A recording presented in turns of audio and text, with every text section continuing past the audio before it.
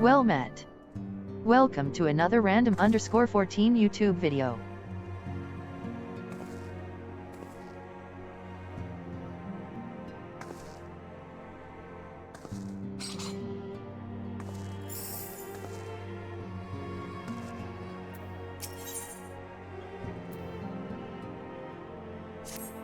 We have been blessed with a rare opportunity, Kainekatine, an audience with an ambassador of the Holy See of Ishgard.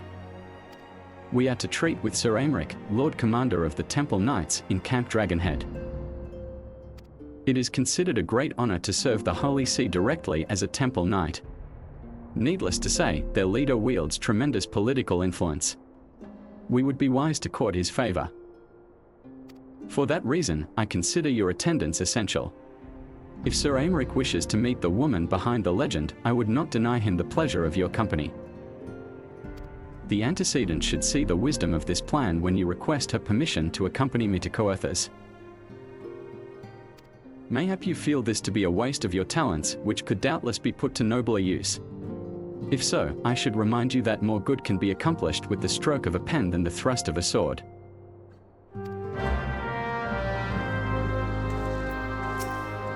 If my many adventures in diplomacy have taught me anything, it is the importance of huming those who have something one wants. Not every victory is won on a battlefield, my friend. 'Tis the lot of legendary heroes to be paraded about from time to time.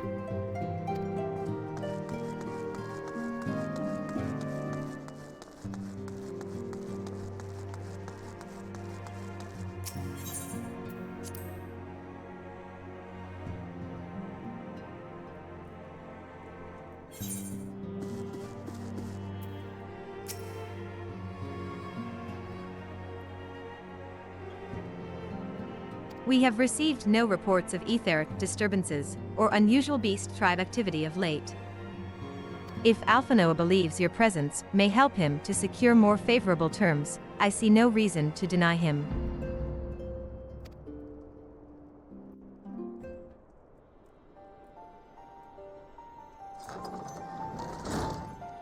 Antecedent. I take it Kainekatine has explained the situation.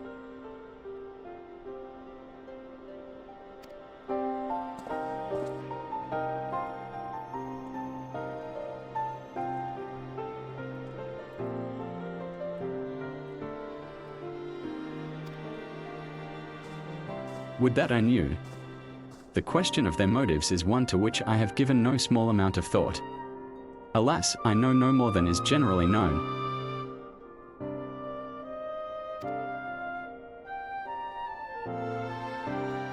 The notoriously reclusive nation of Ishgard, situated at the center of Abalathia Spine. Ruled by the Ishgardian Orthodox Church, at the head of which presides the Archbishop. Members of the original Eorzean alliance, formed in the wake of Alamigo's fall some 2 decades ago. Friends of convenience who withdrew from the alliance as soon as the Imperial fleet was routed at the Battle of Silvertear Skies.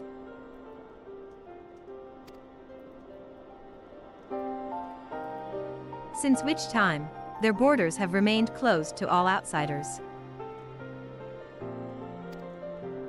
They have rejected every one of their former allies' calls to reopen dialogue, turning a deaf ear to their neighbors' pleas even when the calamity loomed large.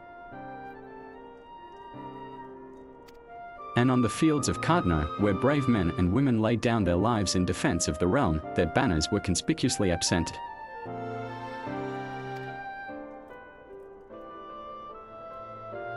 I have tried to convince Ishgard to rejoin the alliance at every opportunity. I have explained over and over again that unless Eorzea stands united, we cannot hope to preserve our freedom. One by one, our nations will fall, as once fell Alamigo.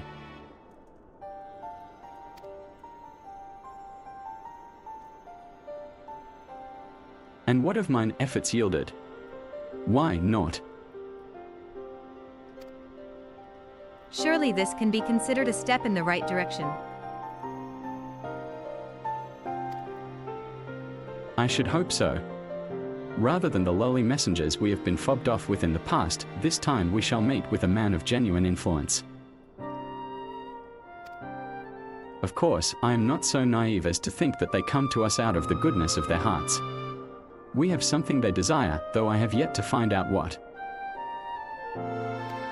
But such is the nature of diplomacy. They will bring their agendas to the negotiating table, and so will I, along with a handful of incontrovertible truths. The Empire will soon be at our doorstep once more. Indeed. You may be assured that I will expound upon this point and others. Let us depart for Camp Dragonhead, Kainekatine. Our old friend Lord Horshfant is expecting us. Since our quest to recover the Enterprise, I understand you have further ingratiated yourself with the man. Excellent work. His fondness may prove useful to our cause.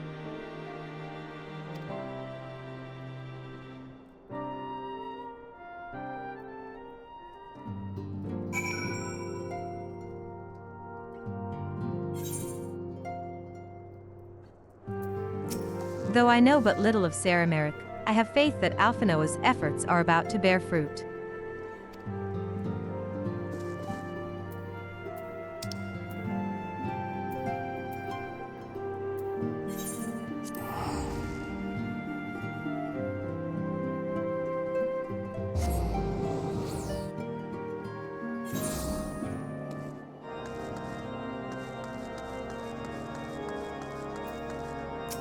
Does my presence make you uncomfortable? Be at ease, my child. If you are a goodly, righteous woman, then you have naught to fear from an inquisitor.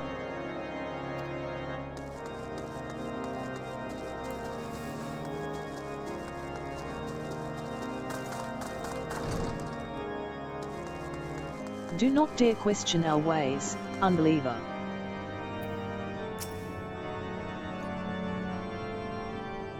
Ah, Kainekatine, ever a welcome sight. Our hearths have been stoked to blazing in preparation for your arrival. It would not do for such a distinguished personage to catch cold whilst enjoying our hospitality. The gesture is much appreciated.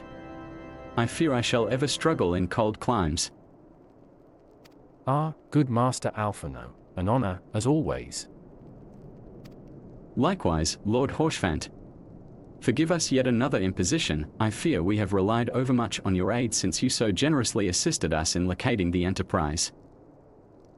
Nonsense. Any debts incurred have long since been repaid. Besides, who can say what the future may bring? House Fortums may even seek the aid of your newly formed Crystal Braves. In any case, I am simply delighted that the Holy See is at last willing to grant you an audience. No doubt your discoveries at Snowcloak helped to justify the decision. This recent resurgence in heretical activity is of grave concern to us all. But to the matter at hand, Sir Americ arrived in Camp Dragonhead earlier, and I am told he is eager to meet with you at your first convenience. You are doubtless weary from your journey and desirous to rest a while by the warmth of our hearth. But if you are willing to forego such comforts, pray inform the knight stationed outside the intercessory. He will grant you entrance and send word to the other attendees. As inviting as your hearth sounds, I think it best we proceed to the intercessory forthwith.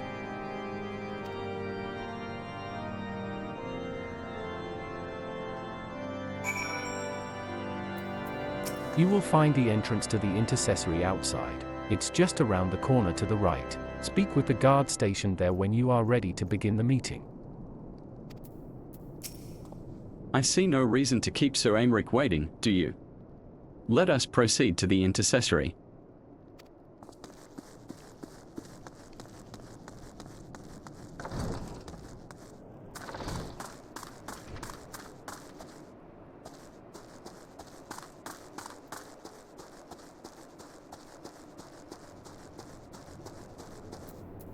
We have been expecting you, madam. Pray take your ease inside and I shall summon the others.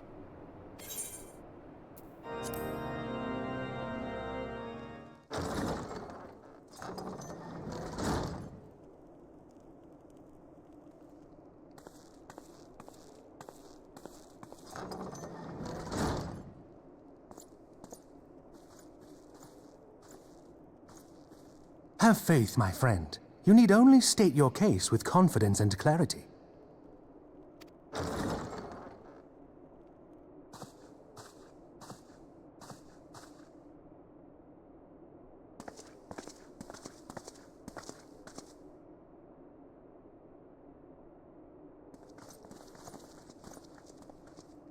Commander Leveilleur, it is both an honor and a pleasure to meet you. I am Emmerich, Lord Commander of the Temple Knights. Alphinaud Leveilleur, at your service. Your reputation precedes you, Sir Emmerich. I think we will find that we have much in common.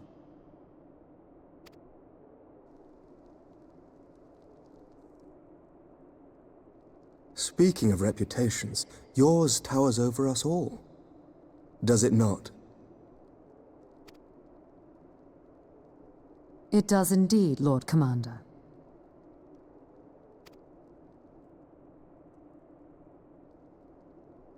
I am not too proud to admit that I have followed your activities with an interest bordering on fascination. Full glad was I to learn that you would be joining us. Now then, shall we begin?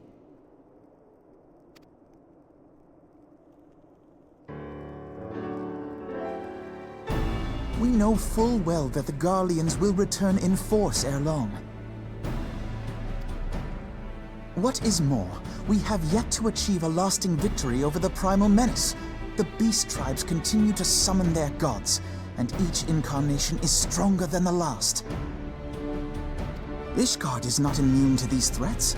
I must reiterate that it would behoove your nation to rejoin the Eorzean Alliance. Once again, I must respectfully disagree. On what grounds?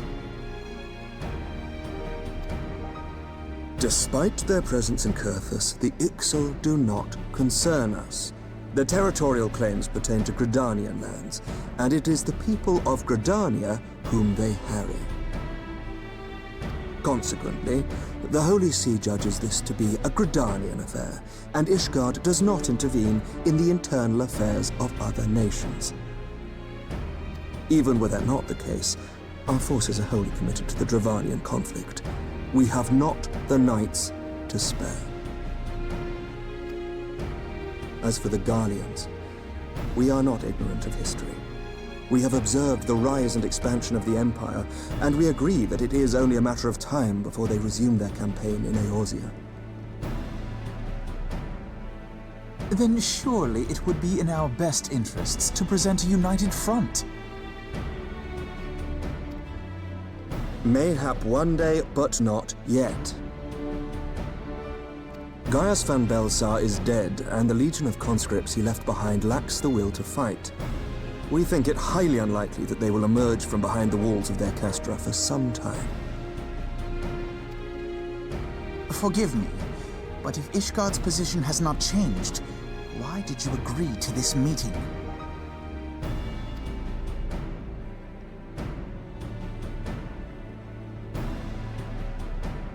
It was not only as a representative of Ishgard that I came here.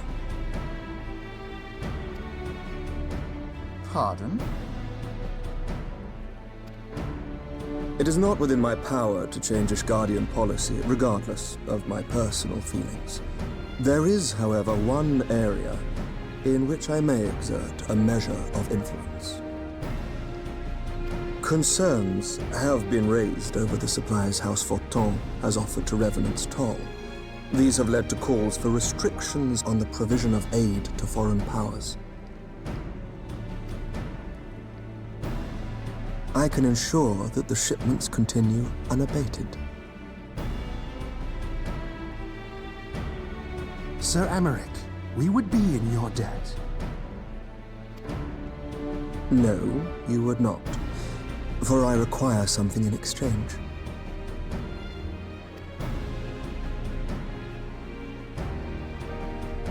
Of late, there has been a flurry of Dravanian activity, the purpose of which was not immediately clear.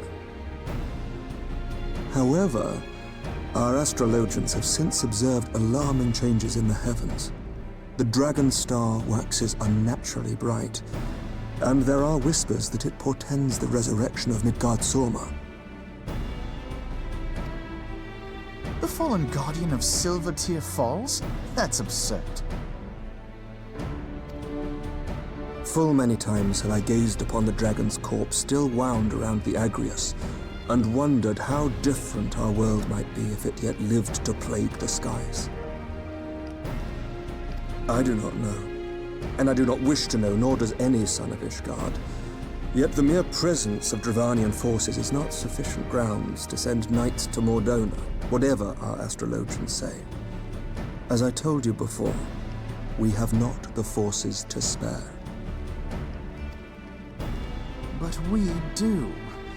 So you will intervene on our behalf if we agree to watch over the Keeper of the Lake. Do you accept these terms?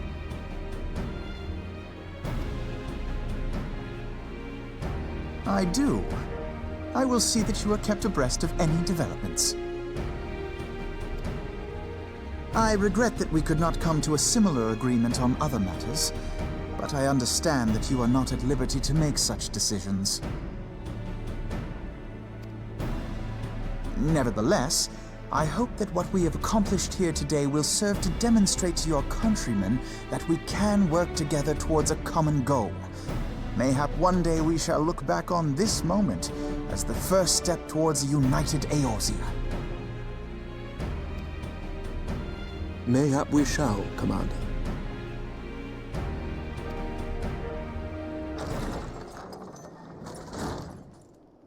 What is the meaning of this? The caravan, my lord. It's been attacked. It was Iceheart, my lord.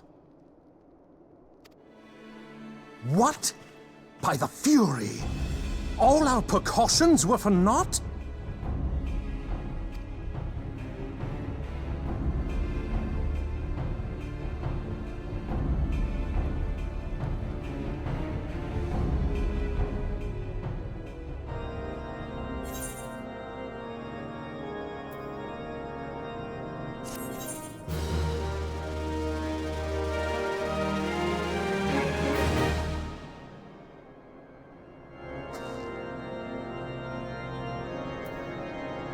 Thanks for watching.